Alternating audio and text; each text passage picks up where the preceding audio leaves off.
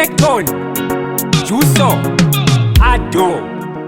Ndoti ndakarora here kana kuti ndakarorwa kozi ndongogara ndichirohwa madhama yacho ka mahwani. Torai mwana wenyu maya, kuramba nichigara naye maya, gukuru rake riwaya, munhu wake munotoda vamakaya.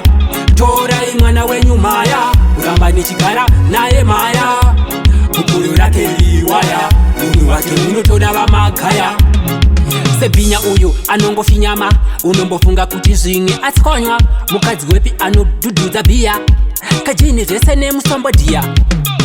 Mumba macho naye amugarike, ini naye tese takunge mafesi. Ruregerero rwangu kwamuri baba, sare negora renyu ndabaya. Torai mwana wenyu maya, kuramba nichigara naye maya, gukuru rake riwaya, munhu wake munotoda vamakaya. Torai mwana wenyu maya, kuramba nichigara naye maya, gukuru rake riwaya, munhu wake munotoda vamakaya. Kana zvanetsa nongosiyana nazvo, nekuti mwana wenyu haana unhu, haagone kutamba nevamwe, kuseka nevamwe, nyangwe kutaura nevamwe. Haungafunge kuti chitori chibhebi anotoda kuzviita ganfosta, kuzviita mufana wabatista, kutotyiwa kunge chita. Torai mwana wenyu maya, kuramba nichigara naye maya, gukuru rake riwaya, munhu wake munotoda vamakaya. Torai mwana wenyu maya, kuramba nichigara naye maya, gukuru rake riwaya, munhu wake munotoda vamakaya. Sebhinya uyu anongofinyama, unombofunga kuti zvimwe atswanywa. Mukadzi wepi anodhudhudza bhiya, kajini zvese nemusombodhiya.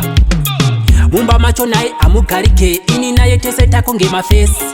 Ruregerero rwangu kwamuri baba, sare negora renyu ndabaya. Torai mwana wenyu maya, kuramba nichigara naye maya, gukuru rake riwaya, munhu wake munotoda vamakaya. Torai mwana wenyu maya, kuramba nichigara naye maya, gukuru rake riwaya, munhu wake munotoda vamakaya.